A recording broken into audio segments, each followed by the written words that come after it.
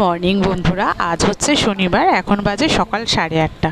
এই শনিবার দিনগুলো আমাদের একটু শুরু হয় অন্যভাবে, কারণ শনিবার সকালে সোনুর থাকে ড্রয়িং ক্লাস। এই দেখো, ড্রয়িং ক্লাসে আজকে স্যার ওকে এই সিনারিটা আঁকিয়েছে, মানে ওকে ফিগারগুলো এখন থেকে শুরু করছে আর কি। তো ড্রয়িং ক্লাস 7টা থেকে ছিল, ও বাড়ি চলে এসেছে, ড্রেসটাও চেঞ্জ করে নিয়েছে। আর ওকেও দেখাচ্ছে ও ড্রয়িং কী কী আজকে করিয়েছে।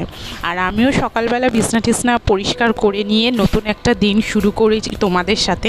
অনেক দিন মাঝে তোমাদের সাথে দেখা হয়নি, কথা হয়নি। তো চলো, আর এখন যা তাপপ্রবাহ, বাইরে যা রোদ্দুর দেখো, এই 8:30টার সময় কত রোদ ঢুকে গেছে। সূর্যি মামা কিন্তু উকি দিয়ে দিচ্ছে। আজকে ঠিক করেছি পর্দাগুলো একদমই সরাবো না। এখন বাজে 10:30। তো চলো, আমি স্নান টান সেরে পুজোটাও করে ফেলেছি। এবারে একটুখানি ব্রেকফাস্টের প্রিপারেশনের দিকে যাওয়া যাক। আর এইটা চিনতে পারছো, সোনুর সেই পয়লা বৈশাখে যে কিনেছিল লক্ষ্মী গণেশ, তো সেই লক্ষ্মী গণেশেরই মূর্তি। এবার চলো আমরা যাচ্ছি রান্নাঘরের দিকে। ব্রেকফাস্টে একটু আজকে ভাবছি অন্যরকম কিছু করব। গরমে না অন্যরকম কিছুই খেতে ভালো লাগছে, রুটি টুটি আর অত ভালো লাগছে না। তো দেখো, একটু তরমুজ ছিল ঘরে, তো সেটা কেটে ফেলেছি। আর সঙ্গে রয়েছে একটু খেজুর, আর এই দুটো কলাও ছাড়িয়ে দিয়েছি। আর এটা রয়েছে ঘরে পাতা টক দই, যেটা আমরা প্রায় দিনই খেয়ে থাকি, ঘরে পাতার টক দইটা। আর সোনুর রিকোয়েস্টে রয়েছে কটা আইস কিউব।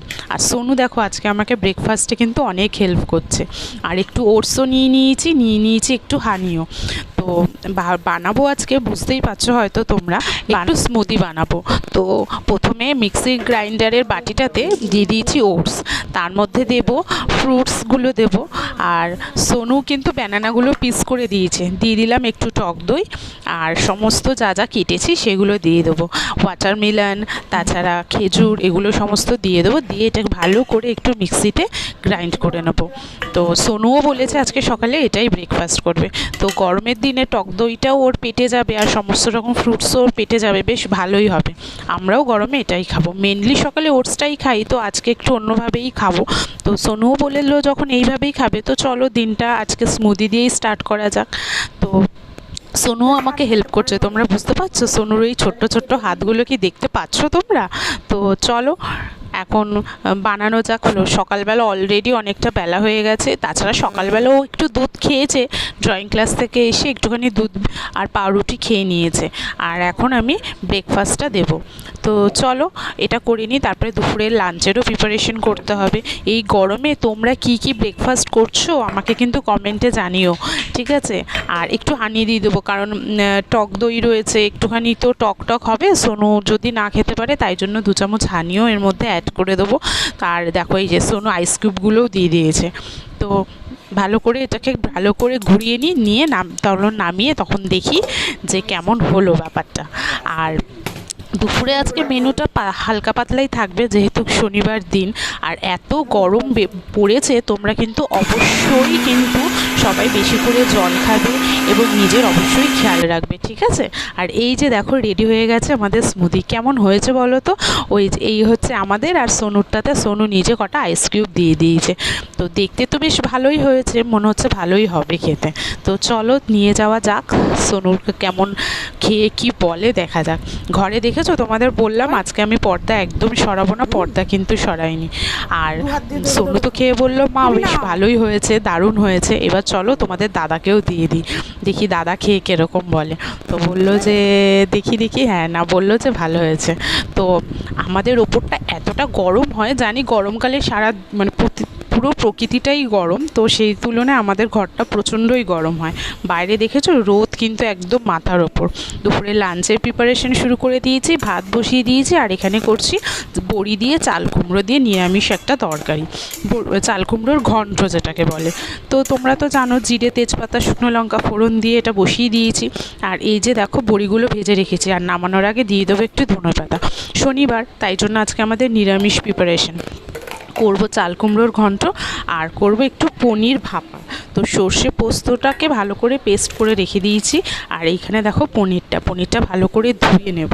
তা আগে এটা করে নিই, তারপরে যে এই দুটো রেসিপি দিয়েই আজকে হয়ে যাবে। শনিবারটা আমরা একটু হালকা খাওয়ারই চেষ্টা করি, তো চলো তাড়াতাড়ি করে এটা করে ফেলি। প্রচণ্ডই গরম লাগছে, বেশিক্ষণ রান্নাঘরে থাকা যাচ্ছে না।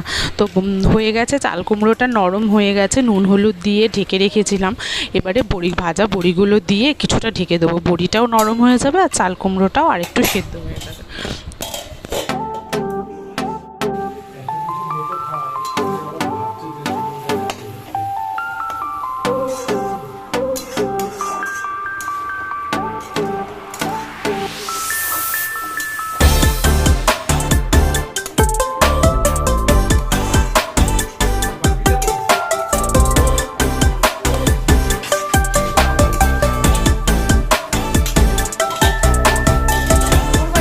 চলো এবারে করবো কিন্তু পনির ভাপা। কড়াইতে তেল গরম করে নুন হলুদ আর লঙ্কার গুঁড়ো তেলে দিয়ে দিয়েছি, দিয়ে পনিরটা একটু হালকা ফ্রাই করে নেব। আজকের পনির ভাপাটা কিন্তু দাদা করছে, ঠিক আছে? তো দাদার আজকে অ্যাসিস্ট্যান্ট হচ্ছে আমি। পনির ভাপা তো দেখো কড়াইতে জল দিয়ে আর স্ট্যান্ডটাও বসিয়ে দিয়েছি। আজকে এটা গ্যাসেই করব। তো পনিরটা ভালো করে ফ্রাই হয়ে গেছে, এবার একটা বাটির মানে টিফিন বক্সের মধ্যে তুলে নিয়েছি। আর তেলটা থেকে ছেঁকে তুলেছি, তেলটা আলাদা করে রাখা হয়েছে। আর যে সর্ষে পোস্ত আর সাদা সর্ষে কালো সর্ষে পোস্ত দিয়ে বেটে রাখা হয়েছিল, তার মধ্যে দিয়েছি নুন।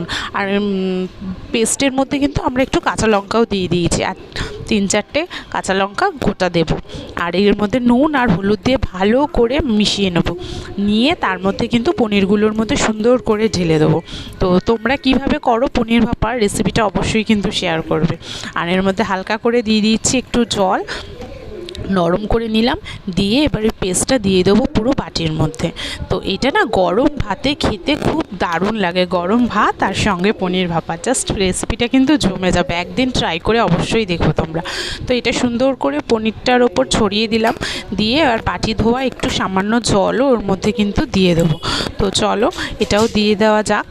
আর ওদিকে গ্যাসের মধ্যে কিন্তু বাটিটা যে বসিয়েছি স্ট্যান্ড দিয়ে, ওইটাও কিন্তু ধরিয়ে দিয়েছি, মানে জলটাও গরম হতে থাক।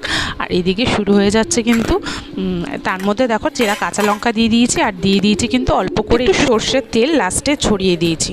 এবার টিফিন বক্সটা সুন্দর করে আটকে এবারে গ্যাসের উপর আস্তে করে বসিয়ে দেবো।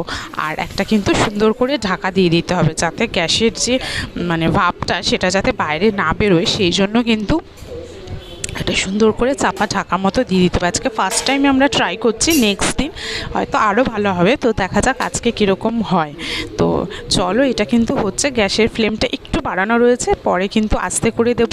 এবার মনে হচ্ছে হয়ে গেছে, তো চলো 10-15 মিনিট তো হয়েই গেছে। আর হ্যাঁ মনে হচ্ছে হয়েই গেছে, জলটা অনেকটা শুকিয়ে এসছে, আর দেখো কত টকবক করে ফুটছে। পনিরটা এমনিতেই নরম পনির, তো এতক্ষণে হয়ে গেছে। এবার গ্যাসটা বন্ধ করে দিই, নামানোর সময় দেখাবো তোমাদের কেমন হয়েছে। তো চলো আজকে আমাদের লাঞ্চের দেখো কি কি মেনু হলো। এই যে দেখো কেমন হয়েছে দেখতে বলো। সোনুর ভাতটা বেড়ে নিয়েছি, চলো পনিরটাও সোনুর জন্য বেড়ে ফেলি। আর এই যে প্রথম ঢাকাটা খুললাম, সুন্দর একটা যা গন্ধ বেরোলো না, খুব সুন্দর। তো চলো বাটির মধ্যে সোনুর জন্য পনিরটাকে বেড়ে ফেলি, তারপরে আস্তে আস্তে আমাদের খাবারগুলো বাড়বো।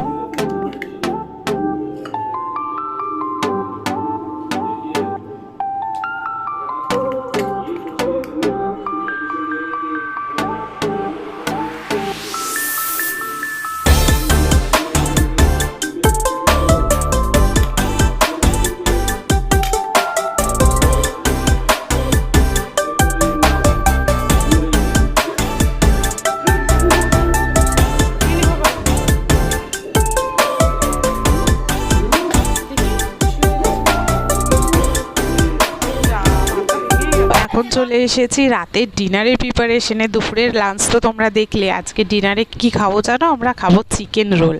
তো চলো ডিমটা দিয়ে চিকেন রোলগুলো সব ভেজে ফেলেছি। আর এই হচ্ছে চিকেনটা কিভাবে রেডি করেছি তোমাদের নেক্সট কোনো একদিন ভিডিও করে সেটা অবশ্যই দেখাবো। খেতে কিন্তু খুব সুন্দর হয়। তো এটা দেখো সোনুর জন্য রেডি করে ফেলেছি, সোনুকে নিচে গেছে, ওকে অনেকবার করে ডাকছি, এখনও এসে পৌঁছালো না। তো আমরা এটা রেডি করে ফেলি। আর এটা দুটো কেন বলো তো? কারণ হচ্ছে আরেকটা রেডি করছি আমাদের বুড়োর জন্য, বুড়ো আসছে, বুড়ো অন দ্য ওয়ে আছে, তো বুড়োর জন্য এটা রেডি করছি। তো চলো এটা রেডি করে ফেলি। আর অল্প একটু পেঁয়াজ দেবো, আর ভেবেছিলাম একটুখানি সস দেবো, কিন্তু সারা ফ্রিজ খুঁজে আমি সসটা পেলাম না, মনে হয় শেষ হয়ে গেছে, আমি ভুলেই গেছি এটা আনতে। তো তাহলে একটু মেয়োনিজ দিয়ে দেবো, দিয়ে রাতের ডিনারটা সেরে ফেলি। তো চলো আজ তবে আসি, দেখা হবে তোমাদের সাথে নেক্সট ভিডিওতে।